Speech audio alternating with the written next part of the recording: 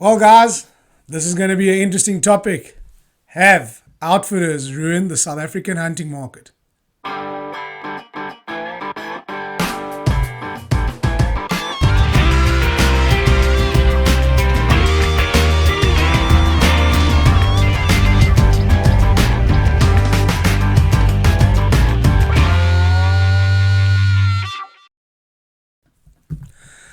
So, guys, I promised to get stuck into this one after our most recent podcast of the South African hunter's mindset. And we had loads of interesting comments on the YouTube channel, interesting conversations with other fellow hunters, landowners, family members, outfitters.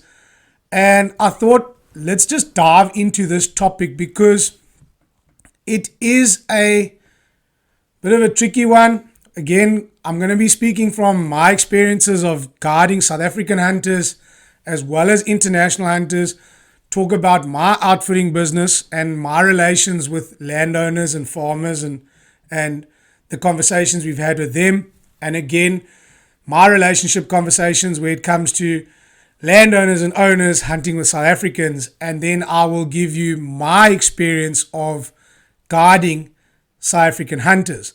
So this one's really going to tie in because one of the comments on the page was outfitters have ruined South African hunting. And I thought, let's start there and dive into why these guys think that outfitters have ruined the South African hunting market.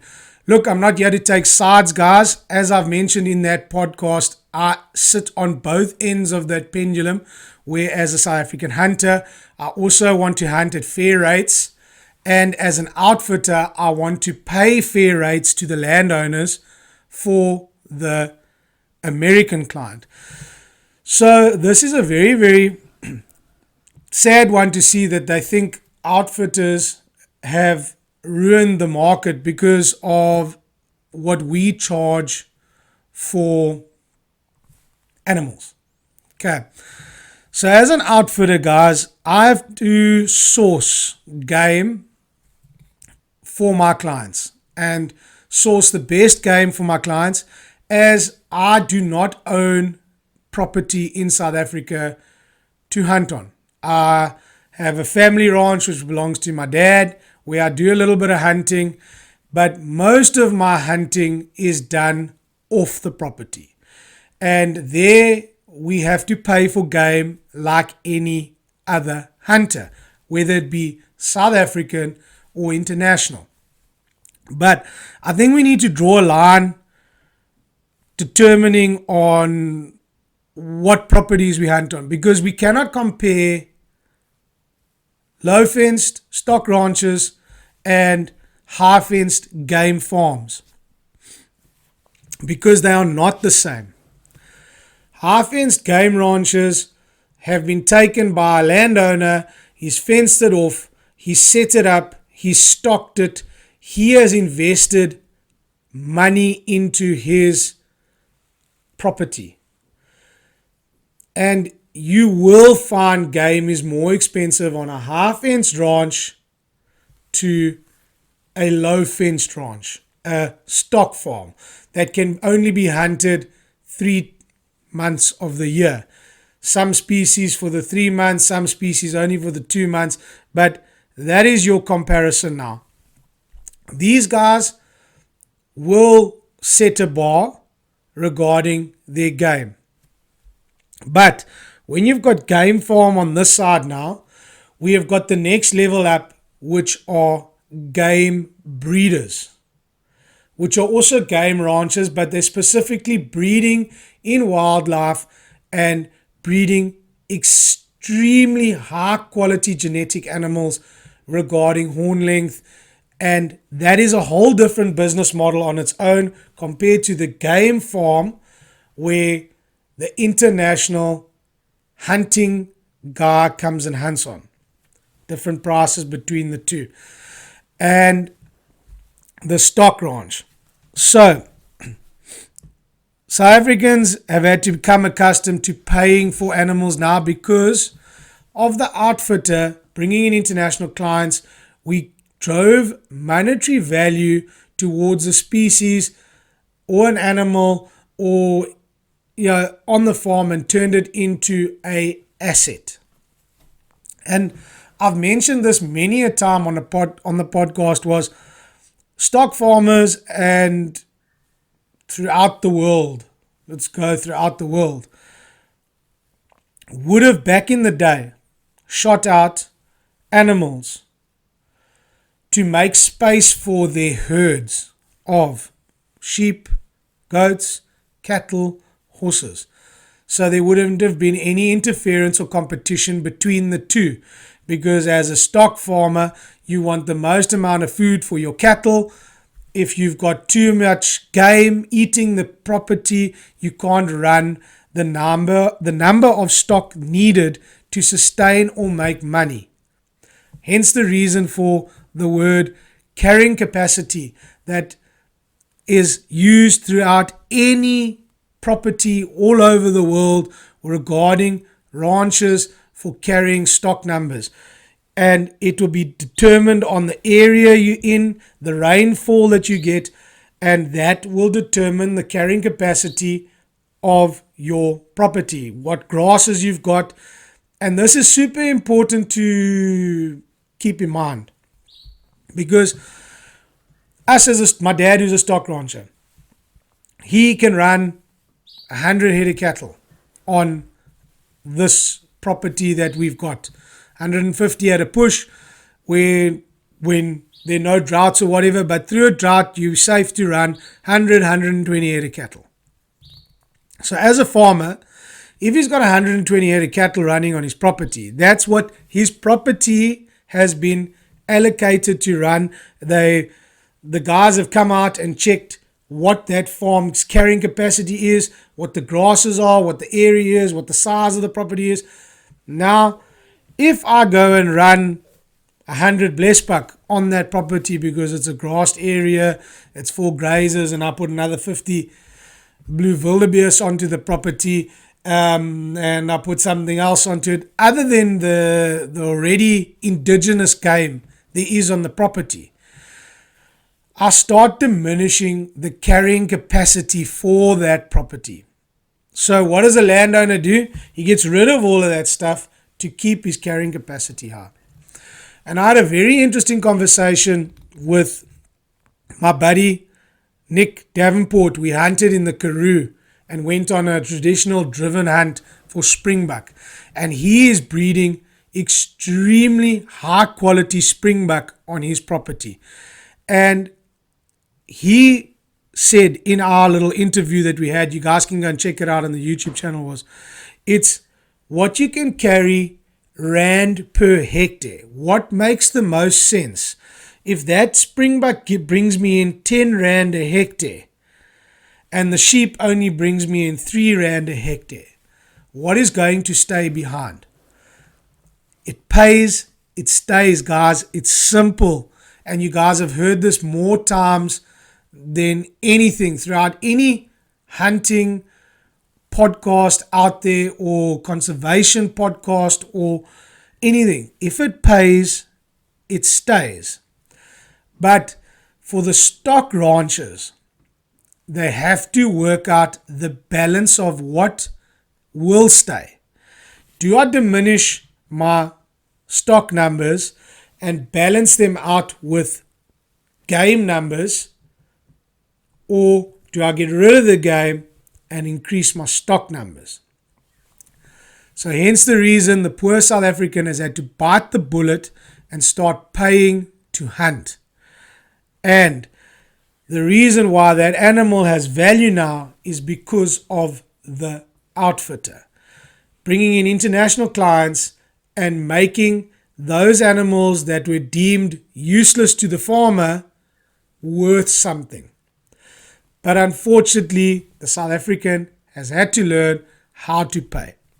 But in saying all of this, guys, the value of the animals have crept up over the years. And I myself, as an outfitter and an avid South African hunter, have noticed how expensive it has got to do these type of hunts. And I just gave a small little example on how one person, has taken his passion of hunting and made a way to afford that passion of hunting, or to sweeten the deal, or take out the burden or the burn of paying so much to hunt, because he's still passionate about hunting. Unfortunately, yes, that model that I gave in that specific podcast doesn't work for everyone, and it doesn't work for the guy who wants to get his son into hunting, or family weekend, because regardless, at the end of the day, if you're going to take your family, it's going to be super expensive. It's not going to work out to shooting an animal, processing the animal, putting meat in your freezer and selling, and all of that I explained in the previous podcast. But you do need to understand that things have got expensive in life, and farming's got expensive, and farmers are going for this model of making money. So now let's get back onto the price of things, where I think everything, in my opinion, has gone pear-shaped, in the sense of what the landowners are actually wanting for their game. We all understand that if it pays, it stays, and what's fair value and what's inflated value. Right. The sad part about it is that the farmer looks at what the outfitter's getting, and then works out what the rand and dollar value is, and then he's calling the shots on his animals according to what he's worked out he should be getting there. But I think a lot of the landowners don't realize the cost involved as an outfitter to market internationally, to bring the American or European or any hunter from around the world out to South Africa to come and hunt those species. Hence the reason the dollar price that we charge for animals has to include everything from the day that we're out hunting, the professional that's guarding them that day, and the rand dollar exchange. Hence the reason the dollar rate is high, because when the guy goes and hunts that kudu, we have the expense of paying the tracker, paying the pH, covering what's needed in that day for that hunt. Hence the reason the animal is valued at $2,000 instead of $1,000, because there is value involved. Now what happens is the landowner sees that we're charging $2,000 for a kudu bull, and he wants close to that. And I think that's where the outpricing is coming for the South African. Because as I mentioned also in the last podcast, we earn in rands, we work in rands, we pay in rands. Now when your landowner is seeing an outfitter getting that amount of dollars for that animal, he also ups his price value on this side. So that's where I think the issue is coming in, where the value has been upped on the landowner side. Yes, there should be a value for animals. I'm not saying there should be a zero value rate for animals, but I think that's where it's bumped it up, because the landowners are seeing what the outfitters are charging. But the landowners don't understand that we have a lot in it to get the client out here to shoot your kudu and your bushbuck and your darker and everything else that goes with it. So the other thing that people don't realize is the outfitter carries a lot of risk in booking clients to come out to South Africa, because of that drastic rand dollar exchange jumping up and down. I myself purchasing, it's very difficult booking 2 years down the road or even a year down the road, because what I quote my client at that time, the rand dollar may be 14 rand to the dollar. When it jumps to 19, I've made money. But I may have quoted him at 18 rand to the dollar, thinking it's only going to drop to 16 rand to the dollar. But then all of a sudden it goes to 14 rand to the dollar, and you see I start losing money, because I quoted at 16 and now I'm only getting 14 for my dollar. And my farmers' prices on this side go up every year. They don't come down. So you see the trickiness when it comes to booking clients to come and hunt. So the South African is biting a bit of the rough end of the stick here because of what they're watching the outfitters paying for animals. But in the same sense, guys, the animal is worth money to that farmer, and he's got to make money because he is keeping it for the hunter, and he is not shooting it out because he needs to make more space for his animals. So let's get back onto that point now, where obviously the animals have made value, and where now the landowner hunts South Africans. And I've spoken to a number of South African farmers who still ran a lot of South African clients, and how most of them have moved away from hunting the South African and only want to hunt internationals.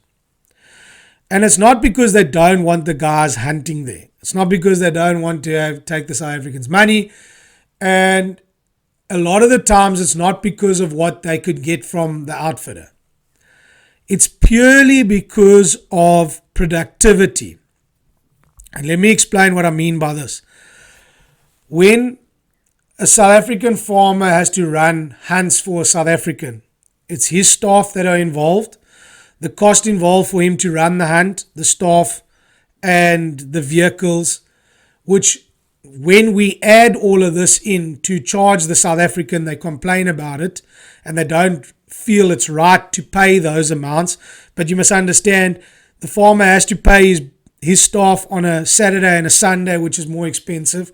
You've got the worries of wounded animals. You've got all of this stuff adds up and it costs money. As soon as you put it down on paper to charge a South African to pay for that, they don't want to pay it. Then, just because of the way our staff and everything works, when they are paid for those days, you lose productivity with your guys the following week because they've worked hard from, say, Thursday, Friday, Saturday, Sunday. They're supposed to be back at work on Monday. The farmer loses productivity in their staff the very next week.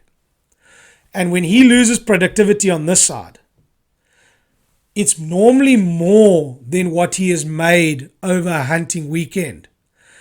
So this is normally the reason why the farmer leans in favor or moves towards the outfitter and not the South African hunter, because of the amount of money he's lost in that week. And if you work it out, a South African farmer has South African hunters, it's 3 months of the year, you're probably doing about 2 to 3 hunts in that month. So he loses 2 for minimum 6 weeks of work, if you work it out in that sense, of productivity, which is a lot more loss to him than the 6 weekends that he gained in payment for the South Africans to hunt there. And that's why it drives him to the outfitter, and the outfitter will send his professional hunter and tracker and team. They will hunt the kudu there. They will pay more for the kudu than what the South Africans paying. They will leave the carcass behind, so the farmer is enticed by having a carcass to sell and the value of the trophy. None of his staff has had to work there. The PH will bring the carcass back, skin it off, put it into his freezer, and the farmer carries on farming without losing an hour's productivity. If he's wanting to go and help to go and retrieve an animal in the deepest, darkest valley for a few hours, what he makes in the carcass and what he makes extra on the animal, it's worth it to him to help the PH get the animal out. but it's not worth it to him hunting for 4 days and what he gets paid for 4 days to lose a whole week's productivity. Do you see the point that I'm making here? So, unfortunately, the outfitter gets blamed for this when at the end of the day, it's not the outfitter who's ruined the industry. And I think this is where I was trying to get to this point where unfortunately the outfitters are being gunned down. But in the world that we live in now, and if you went back 20 years, I'd have to say you'd have to go back 40 years. We had way more staff on our properties when it came to farming and stuff. It was easier for the farmers to hunt the South Africans back then, because if half his staff didn't come to work, the other half were there and the productivity just carried on. But in this modern day and age, we are running more stock and farming at a higher capacity with less staff. And that is where the problem comes in. When you're running less staff, you can't afford to not have one guy come to work. They all have to be there to make the productivity. And that's why when an outfitter comes to a landowner and says, how many kudu you got for the season, or how many bushbuck, or how many can I bring my PHs or send my PHs to you, the farmer jumps at that than having a South African hunter.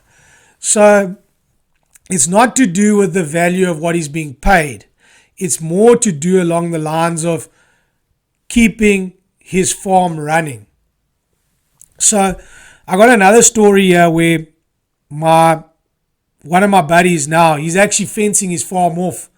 He's getting rid of his livestock and going into game farming. And he went from the old South African model of hunting South Africans, where South Africans came in, because back then South Africans didn't pay a day rate, guys. They literally came in and paid for the animals. Then when he started charging day rates, his South African market dwindled, because the South African had this whole mindset that he shouldn't have to pay a day rate. But at the end of the day, the poor farmer has to pay for that staff. If you've got a group of South Africans that can't shoot straight, and they shoot one springbuck and one bushbuck out of a whole weekend, and there's 6 clients, and you've had 4 or 5 staff members there the weekend to run this hunt, the poor landowner isn't going to make enough money on the 2 springbuck or the 2 bushbuck being shot to pay his staff. So that's why he changed it to paying for a day rate. Then what he did was he went from day rates to fully catered.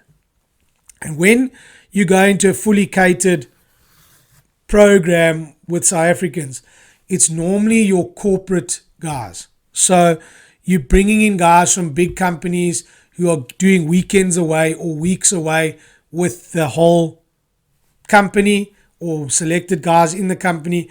And he went to the corporate model and was still running corporates and farming.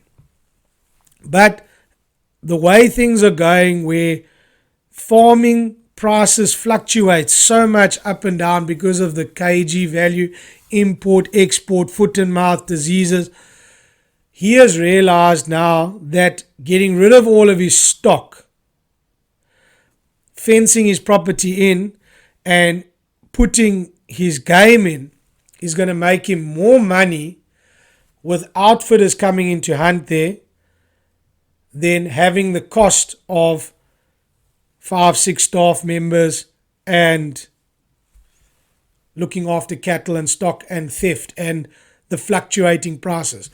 As I mentioned in the last one, the game prices have progressively just kept climbing year after year after year, which is normal because capture fees have climbed. So hence the reason the game fees have climbed. So you're still making good money, and to run the game on your property, the cost involved to run game is probably like 1/10 of what it costs you to run small stock or cattle or whatever. So one of the comments was that, yeah, farmers don't make money running game. And I beg to differ with that, because he said the comment was the guy, Blesbuck eat 2 times as much as a sheep. So you're going to be losing on having Blesbuck on your property. So, okay, I hear you. But a Blesbuck's value doesn't decrease. It keeps going up. The Blesbuck doesn't cost me a staff member, which is a monthly salary. And the Blesbuck doesn't cost me dipping, which is every 2 weeks for ticks. What else? Doesn't cost me feeding it through the drought. It might if you're going to be running intensively. But small stock is high intense farming where you need lots of staff. You got to dip them once a week or every second week, especially where I live. And the cost involved of having those staff members and that. And then when you load your sheep up on the trailer to go to slaughter, this month they're paying you half of what they were paying you last month, and you can't argue the point. Where my Blesbuck, I know next year I can put on another 100 Rand. So that argument didn't kind of go with what you were saying. You get double for your sheep, and it's one of them comparing to, your stock. So in other words, I just run less Blesbuck than what I do sheep. I'm still making more money because the cost involved running the Blesbuck is way less than running the sheep. They might weigh out. I don't know, guys, if somebody wants to chime in on this, jump in on the podcast and leave your thoughts and ideas there. I'd really like to hear more from you guys on this. Again, I'm talking from my personal experience. Hunting South Africans. Let's go into guiding South Africans. Me personally, I prefer guiding international clients. Why? Because everything's new and wow, and they have no idea of what to expect. And the appreciation we get from our international clients, guiding them out, taking them their first trip, is way more rewarding. I'm not even talking monetary value-wise. We can throw money out the side here, but just guiding that person is way more rewarding than guiding a fellow South African that's hunted, who's a hunter here. You must remember, I'm talking about a hunter from America coming here. I'm talking about a hunter from South Africa. I'm not talking about a new-time hunter, a first-time hunter, because that's awesome guiding. Any first-time hunter from anywhere all over the world is awesome guiding because they don't know what to expect. But a South African guy, and we found it when we were dealing with a lot of South Africans, was they want the guide to help them guide to get the best animal, but they don't want to pay towards the guide or whoever it is. Maybe it's a really good tracker or staff member, but they still want to shoot the best. When they have the best in front of them, they don't want to pay for the best in front of them, even though they are taking it home for their deep freeze. So for example, there'll be a kudu bull that's a trophy standing there, which is 10,000 Rand to the South African, and there's a kudu bull standing next to him, which isn't a trophy, and it'll probably be 6,000 Rand or whatever the case may be. I'm just throwing numbers out there. It's not a trophy. The South African wants to shoot the trophy and not pay for the trophy. But this bull that's standing here that isn't a trophy, he should pay for it. The weight on the two carcasses are going to be maybe the same. Maybe 20, 30 kgs different. Go shoot the one that you're going to eat the meat from, guys. Leave the trophy for the American. If you want to shoot the trophy, pay the price. And you still go with your meat. You're still better off than the American paying for the trophy and the meat staying with the landowner. So, yeah, this is just one that I wanted to dive into and kind of point out a few things on how the industry works.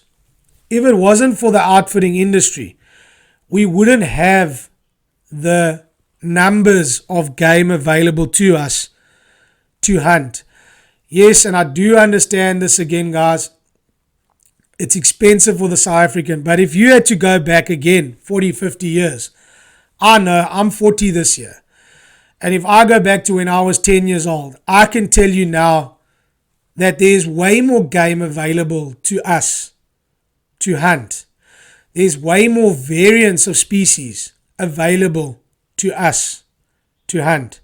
But unfortunately, we do have to pay because that landowner invested in introducing Nyala, Waterbuck, Lechwe, the color variants of the Springbuck, the color variants of the Blesbuck, the blue wildebeest, the black wildebeest.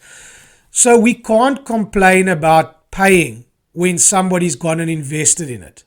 And I think we all need to take a step back and actually look at how the model is. Yes, buffalo and everything have got outpriced for South Africans. Sable, yes, those things.